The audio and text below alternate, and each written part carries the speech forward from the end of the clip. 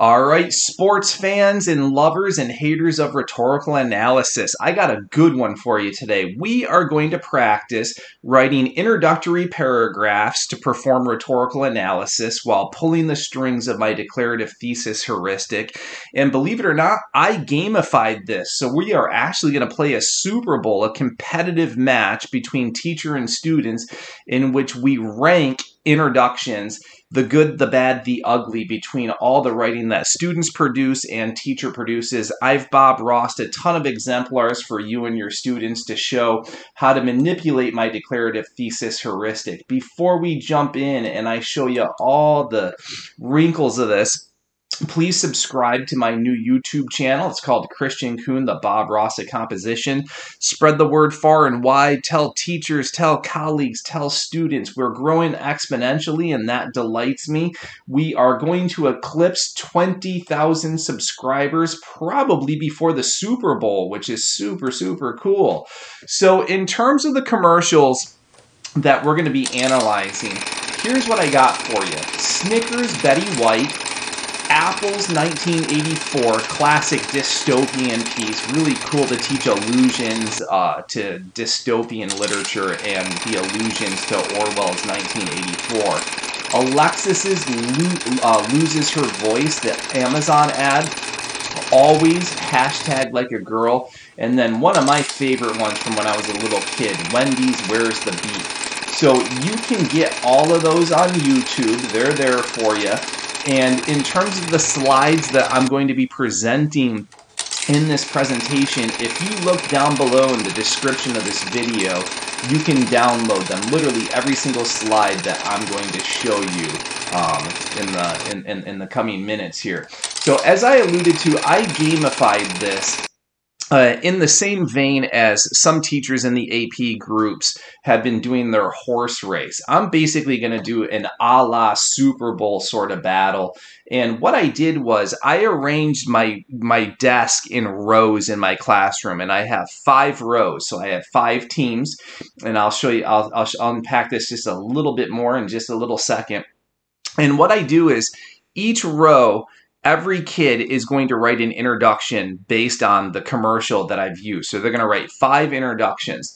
And what we do is at the end of that writing period, students in teams will gather together and they will submit the best introduction out of that team. So I have red team, blue team, purple team, etc.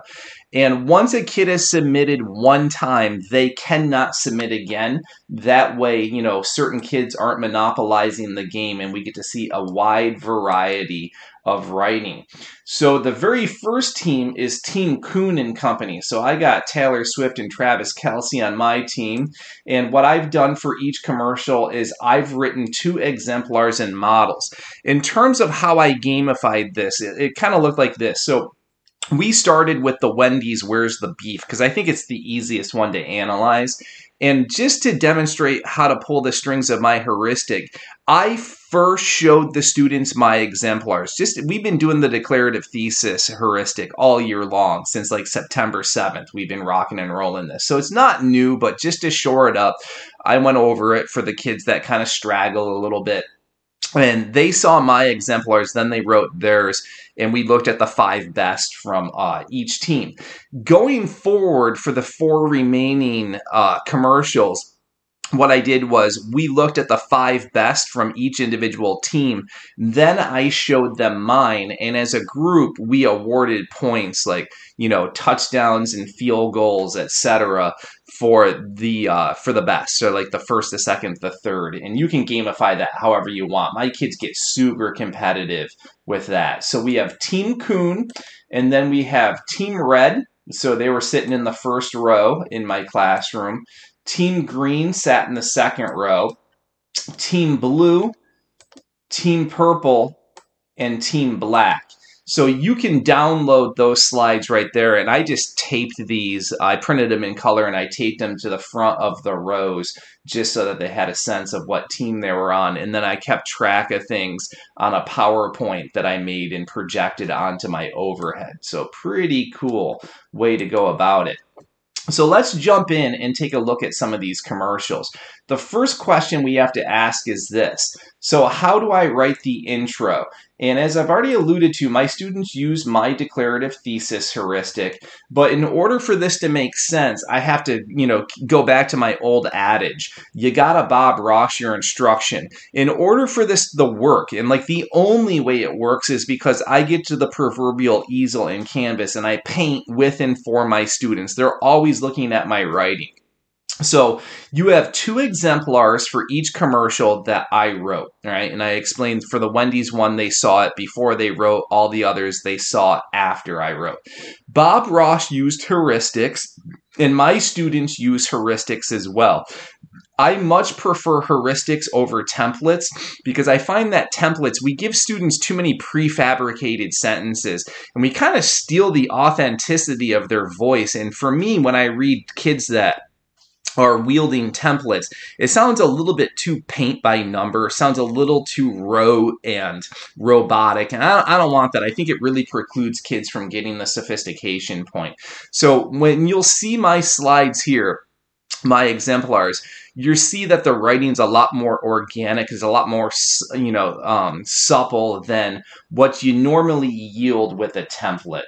So let's dive in and take a look at what we got here. All right. So implicit in the prompt, right? If you go back to the 1970s for the FRQ2 prompts, for, the rhetorical analysis on AP Lang, implicit in any of those prompts, you got 2 questions. How does the author construct meaning? And what is the author's intent? My students do a 3+1 paradigm for this. So they take 3 sentences and answer the question, how does the author construct meaning? And then they take 1 sentence in which they get to the author's intent. And by author's intent, I know teachers have different language for that. They often talk about universal truth, universal theme, the exigence. And when you get into construction of meaning, that's where you're dropping your terms, your devices, your techniques. I like this because it precludes kids from doing literary terms dumping grounds. It precludes kids from doing that 1 sentence thesis statement that they often do on tests. I really think it's hard to get the sophistication point if kids are writing 1 sentence introductions. It's just, I teach at the college level. I teach at Princeton, and you can't do that at the college level, right? And it used to be the college board would say that they want kids to read, write, think, and speak like college sophomore English majors. Quite frankly, the 1 sentence bagger is not college level. So none of my colleagues would accept that at the college level. So let's take a look at that graphically and break down all the minutia that goes into it. So whenever you answer the question, how does the author construct meaning, that constitutes and comprises the thesis statement. So you're going to lead with that. What are the most salient terms, devices, techniques in the piece that constitute, construct the meaning of it? You're going to get into a little bit of context and background, just a thematic focus, express the universal truth, probably do that in 1 sentence. It is an academic paper, so I do want to see tier 2 level vocabulary. And what I mean by that is just your average run-of-the-mill SAT level caliber word. I explicitly teach Strunk and White's rule number 18. It's a concept that comes from their seminal text called Write It Right. I have copies of it in my YouTube channel. Just you can download it in there. I have it in several of the videos. And they espouse the idea that there's 12 different ways to cobble together a single sentence.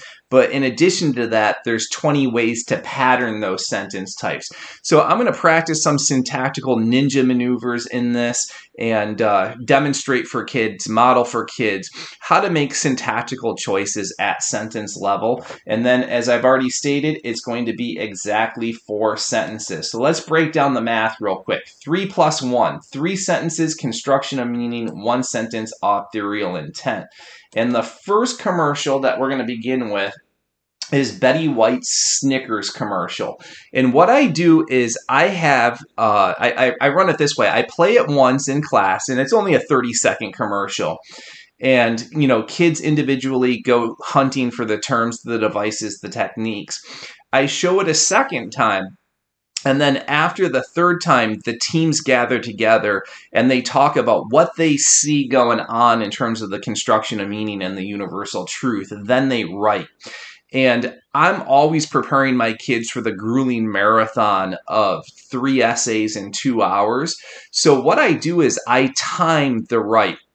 And I only give them 11 minutes to write the introduction. So at the time of filming this, it's the week before the Super Bowl. Ultimately, I want to whittle that down so that they can crank these in about 40 minutes. So the whole essay in about 40 minutes. So we're a couple of months away from game time. So I'm fine with like 10, 11 minutes per introduction. All right, enough of me talking into the ether here. Let's show you what this heuristic looks like. So again, I'm going to go 3 plus 1. What you'll hear in exemplar number 1 is a little bit of explicit stating of the terms, devices, techniques, and implicit statement of the terms, devices, techniques. I don't like literary terms dumping grounds, right? And oftentimes I find that kids are way too explicit, but in terms of how they do the body paragraphs, they use a heuristic called the syllogistic method. So my rule is, if you're explicit in the thesis, imply in the first premise, and vice versa. It avoids redundancies and it opens up the gate for kids to use synonyms to express the terms, devices, techniques. All right, let me read it and then I'll unpack it. Not fueling up with a fortified diet of Snickers will undoubtedly level even the most youthful and athletic football aspirant to play like a geriatric hack. Drawing upon the ethos of the token golden girl, one's gameplay on an empty tank is closely akin to suiting up an aged Betty White for gridiron action. With humorous punchlines and even the occasional sexual innuendo, Snickers suggests that hunger can morph an individual into a feeble geezer. Not only can Snickers elevate one's athletic prowess, but it can satisfy the most insatiable of appetites. So you got 4 sentences there. One of the things I want to talk about is my diction a little bit. I say this to students. If the piece they are analyzing is kind of flip and light and humorous, I invite my students to teeter-totter balance the colloquial, the vernacular with the tier 2. So you can see that I'm using a tad bit of colloquial and vernacular in here. I think it adds some spunkiness and some flair to my voice, my rhythm, my flow. And I think when kids do this, they situate themselves in contention for the sophistication point a little bit better than if they're overly pedantic. So again, you got to find the sweet spot on that. It's a teeter-totter balance. So let's go through this and kind of unpack what I have going on here. So the first sentence, not fueling up with a fortified diet of Snickers will undoubtedly level even the most youthful and athletic football aspirant to play like a geriatric hack. That's the universal truth. That's the universal theme. Drawing upon the ethos. So I explicitly stated that of the token golden girl, one's gameplay on an empty tank is closely akin to suiting up an aged Betty White for gridiron action. So that's the logos of the piece, right? So if you don't, snack up on Snickers, you're gonna play like a geezer, right? You gotta be fortified with Snickers to play well. With humorous punchlines, so that's the pathos, and even the occasional sexual innuendo, so I explicitly stated it, Snickers suggests that hunger can morph an individual into a feeble geezer. So just hammer and home the exigence here. Not only can Snickers elevate one's athletic prowess, but it can satisfy the most insatiable of appetites. So what I usually do is drop 3 terms, devices, techniques in there. Again, a blend of explicit and implicit. I absolutely got the thesis point in this. I've got to the construction of meaning, and I got the authorial intent all day long. My sentence constructs are all varied, right? They're supple, they're flowing, and my rule is for kids is don't parallel your syntax. Pay attention to the sentence you just dropped and run like hell from it. Don't re-replicate that sentence again for a little bit. It's off limits, right? So you really don't want parallelism in there at all, especially in the introduction. So that might be a little pie in the sky and confusing, so let's do it all over again, and I'll show you number 2. Juxtaposing hunger to the physical decline that comes with the aging process, Snickers suggests that their product can prevent able-bodied athletes from succumbing to lackluster play on the field. Drawing upon the ethos of America's favorite elder, the reasoning goes like this. Eat a Snickers before suiting up and play like a champ. Don't and play like a hobbled geriatric. Relying on humor and even sexual innuendo, Mars draws the correlation between athletic prowess on the field and the coinciding conjunction of consuming their product. The bottom line is this. If you don't want to play like someone who's one breath away from entering the nursing home, be your true athletic self and eat a Snickers. So let's go hunting for the terms, the devices, techniques. First sentence, I say juxtapose. All right, so you got that going on. I say ethos. When I say the reasoning goes like this, that's the logos, right? And then a heavy focus on the exigence, the universal truth, the universal theme. So I got my 3 in there. I'm doing all sorts of things at sentence level just to be a syntactical ninja. I've used ellipses, I've used a colon, I've used dash. I'm just modeling for my kids and kind of being a hot shot on how to do this. They've had tons of practice with this, and in my YouTube channel, I have exercises on this 12 sentence types, Strunken White's rule number 18. But I also have videos that break down all 20 sentence patterns, and I chunk them in groups of 5. So if you want to run those exercises with your kids, it's kind of like a speak and say. I show the kids how to do it 5 times, each sentence pattern, and then they write 5 on their own. So it's a ready-made exercise for teachers if you want to run those. So students, yes, you can do this. Teachers, yes, they absolutely can. It's more sophisticated than a lot of the templates that you see, but practice, practice, practice makes perfect. So, all right, let's do this.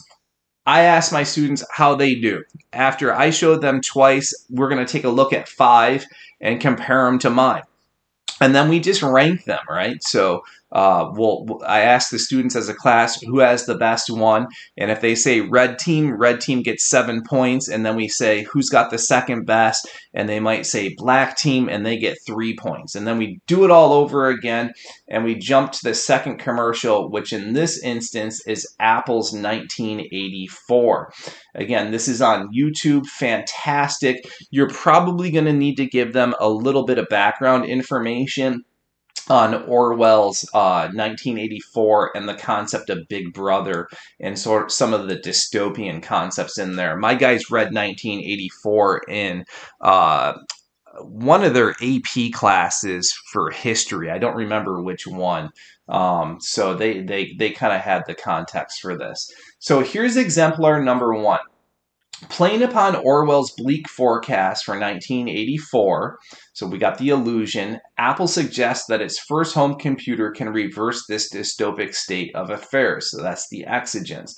While the narrator inaudibly mutters the word one to signify the horrors of mass mind control, so I'm in the diction, this product promises an unfettered gateway to intellectual freedom. Juxtaposing, so I said it. The draconian measures of a society overseen by Big Brother, Apple suggests that the information superhighway is poised to deliver nothing but the promises of utopia. Apple, knowing that America is a nation built on the polar opposite principles of 1884, so that's the ethos, it's also the logos. It appeals to those individuals looking to hold fast to their intellectual and personal liberties. Exactly 4 sentences, vocab's up, sentence constructs are a-flowing. So let's paint another one. Again, heuristic calls for 3 plus 1. I'm just going to read this one and I'll unpack it at the end. Drawing a stark allusion to Orwell's 1984, Apple suggests that the actual arrival of the year 1984 and the first home computer is going to reverse the course of how history unfolds. Instead of Big Brother seizing control of personal freedom, the personal computer is going to grant each individual their rights to liberty. Conversely, instead of fulfilling Orwell's bleak vision for this particular year, Apple suggests that their product can promise a more utopic version of history. In a country where one's freedoms are sacred and fought for, Apple implies that their home computer not only preserves and extends intellectual freedom, but a vast opportunity for individuals to revel in their God-given autonomy. It's the exact same one as the first. It doesn't matter what order you put the terms, devices, techniques. It's up for debate which one's the most germane, relevant, salient, however you want to, phrase that. So it's following the same heuristic, right? Sentence constructs, vocab, highlight the three, imply, be explicit, teeter-totter, balance it. And so what we did was this, right? I asked the kids, let's compare. So they put that, one kid from each team submits theirs. We break them down. And then we look at mine. And surprisingly, so I have some students that write very, very, very well. And on occasion, a student might actually outwrite me. And I know for some teachers, that might be a terrifying prospect. I think it's absolutely freaking cool. So I got some super high flyers in my class. And sometimes I concede and I'm like, dude, wow, you actually wrote a better one than me. Congratulations. All right, the third one is Alexa lost her voice. There's several of these, and I put the picture of the one that we use for this class. It's the news broadcast one that has like the 5 celebrities in it. It's got Cardi B, Jeff Bezos, not Nicolas Cage, Alec Baldwin, that whole cast of characters in there. So I'll show you the first one, and again, you'll see the 3+1 paradigm at play in here. Set to the backdrop of a newsworthy national emergency, Amazon comically hypothesizes the apocalyptic possibility of Alexa losing her voice. So comically hypothesizes, right? We're getting into kind of the logos, and when I say comic, I'm alluding to pathos. Drawing upon the ethos of several national celebrities, explicitly stated. The company spoofs, so that's one term that my students know, the notion that their product's voice is annoyingly obnoxious. And that's kind of the universal exigence of this, and we had to talk about that a little bit, is that the impetus of the commercial is that people were complaining about how annoying Alexa was, and there were petitions and stuff to change the voice, and Bezos and Amazon said, nope, we're keeping it. And that's sort of what the commercial's getting at. Through humor and nonchalance, Amazon stands firm. Alexa's voice will not be altered to meet the demands of a select few. Not only is wavering on this decision akin to an existential crisis, but it's an impossibility. Amazon has zero intentions of budging.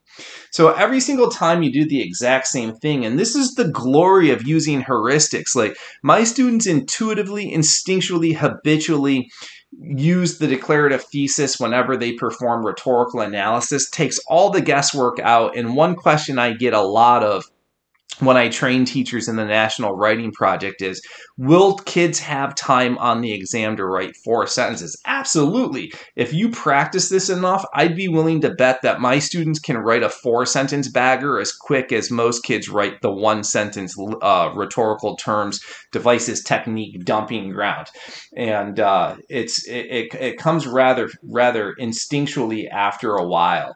So let's do it again. As I said, I did 2 exemplars for each commercial, so the kids can see it 10 times. Here's number 2 for Alexa. Drawing upon the ethos of a star-studded cast of national celebrities, Amazon's decision stands firm. They will not be altering the voice of their groundbreaking product. So I got the exigence, I got the ethos. Despite claims that Alexa's speaking mannerisms are dull and obnoxious, the company comedically, that's the pathos, and existentially, that's one aspect of this that a lot of kids overlooked, suggests to its audience that they will not budge. They're sticking with their selected avatar. Equipping each character with humorous diction, Amazon spoofs the naysayers by staying firm in their decision. Going for the belly laugh, the advertisement taunts in not so subtle ways. So every single time, focus on the 3 most salient, germane, relevant terms, devices, techniques. Teeter-totter balance those in terms of explicit, implicit. 4 sentences, sentence constructs. And you can see in all of these, I'm using like parenthetical statements, I'm using colons, I'm using dashes, right? And a good variety of all the sentence patterns. And I ask my students during writing workshops, like, hey, look at sentence number 2. Describe that pattern. And they can get into the minutia of the parts in speech and break it down and talk about what I'm doing at sentence level. And if they can do that, they in turn can craft some pretty nifty sentences themselves. So again, what we do is, kids get about 10, 11 minutes to write, and then we rank them, score. So who's got the best one? And then I show them my 2. Moving on to the next one, always hashtag like a girl. And that's kind of the picture of the commercial. So that you can get a sense in YouTube which one we use.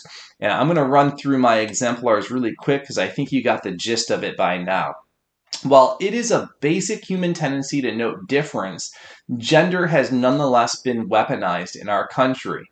Pulling apart the very pregnant diction of their hashtag line always notes just how damning and demeaning the cultural notion of girls being less than boys actually is. At puberty, the thinking that divides gender spheres not only damages the psyche of some young girls, but it reinforces a stereotype that is in bad need of cultural revision. Coming of age is difficult on its own accord, so things should not be doubly complicated by inane norms that hold no bearing in reality whatsoever, right? 4 sentences. Focus on the 3 most germane relevant terms, devices, techniques. Keep the vocab up and keep those sentence constructs a-swinging. Let's Bob Ross it again. 3 + 1. Here's my second exemplar for this commercial. It has become culturally normative to divide the sexes by their prescribed gender roles. As such, what it means to be a boy is a social construct, and the same can be said for girls. Shredding the diction of a very degrading and albeit common adage always confronts a stereotype that ultimately hinders a lot of young girls coming of age. Juxtaposing boys and girls as well as prepubescent girls to their mature counterparts, the company clearly illustrates the fact that society needs to rethink its more flippant twist of expression, right? So very, very cool. And then as always, how'd they do, right? So we show it 3 times. They discuss it, break it down. They collectively figure out what are the most important terms, devices, techniques, and then we break down the 5. And then in terms of time, I haven't mentioned that I'm on a block schedule, and this exercise took a little over two class periods for me. And in the end, I graded all 5 of the introductions that students produced and slapped an essay grade in my grade book for it. So great practice, right? For rhetorical analysis, if they can't do the introduction correct and really get to a good thesis, there's really no point in writing the rest of the essay. So let's take a look at Where's the Beef, the Wendy's commercial. This one is like the first one we saw, in which it's very flip. So again, note my diction in this, and I really like to point this out for kids because it's really hard for them sometimes to find that sweet spot in the voice. So some students either sound too pedantic, contrived, too academic, like they're Princeton professors wearing tweed jackets with leather elbow patches, smoking Sherlock Holmes pipes. They're too uptight. And then some kids are too small in their voice and a little too casual for an academic paper. So I'm going to model how to do that in this one. And again, I'm going to go 3 + 1. Here's exemplar number 1. Without explicitly throwing verbal stones at its direct competitors, Wendy's implies that their product guarantees what others promise: hamburger, not bun. The punchline, while it is a rhetorical question consumers definitely need to consider, provides a comedic quality to hammer home the company's ethos. Casting 3 geriatric women adds to the spoofing nature of the advertisement, especially given that the lead is nearly blind and can cite the difference between Wendy's, McDonald's, and Burger King. While the others claim to be home to great products, Wendy's is the home of meat, the exact thing one is purchasing. after all. As always, 4 sentences. There's 3 terms, devices, techniques in there, either explicitly or implicitly stated. The sentence constructs are cooking, and it's all there. Everything that was in that graph is in there.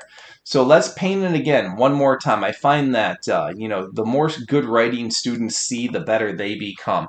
And there's a progression I noticed in running this, that come commercial number 5, the students' writing greatly improved, but the kicker's this: so didn't their read. They were able to deconstruct the commercial a lot better than the first one they did. And that's one of the things that is absolutely essential for rhetorical analysis, and then even literary analysis, which prepares kids to move on to AP Lit. You got to read, you got to ascertain the meaning and get to the author's intent and the construction of meaning. Otherwise, you're not going to score well on this, no matter how good the writing is. So here's the last one. Implicitly, although not so subtle, Wendy's poses a very pertinent question to its chief competitor: where's the beef? With humor, the hamburger company wants consumers to break down the logic of their purchasing questions. Right? So when I get logic, I'm at logos, humor's pathos. If one wants meat, the essential ingredient of any burger, then one should deduce that Wendy's is the place that delivers good on its word. To lampoon the likes of McDonald's and Burger King, the advertisement comically casts 3 feeble elderly women, one of which is near blind, to state what should be obvious to all fast food consumers. All right, so those are the top 5 Super Bowl commercials of all time. Maybe this year we'll produce some awesome Super Bowl commercials. So I'm out of here. If you want to drop me an email, have any comments, questions, concerns, I can be reached at teachingwritingcoach@gmail.com. Even if you have suggestions for videos, drop me a line. Note that I'm a lead teacher for the National Writing Project. We do professional development throughout the, I was going to say academic year. We go the whole calendar year. Most of those are for free. Some are for a nominal fee. I have a calendar of events in my webpage, teachinghowtowrite.com. I present for NCTE, Perfection Learning, and even Applied Practice. And those are always free, so stay abreast of that. We often post in the Facebook group so you can see what's happening there. For students, I own my own tutoring company called Write at Ivy Write. I got all my graduate degrees from Ivy League schools. I was a college admissions officer at Brown. So if you want help with the college application process in terms of your personal statement and supplement, give me a holler at that email address up top, and we can get you over that hump. I've also taught AP Literature and AP Lang for over 2 decades and got a firm grasp on that, so I can help you be successful on the exams. So that's it. Happy teaching, happy writing, and I'll be back with more writing workshops in the coming days.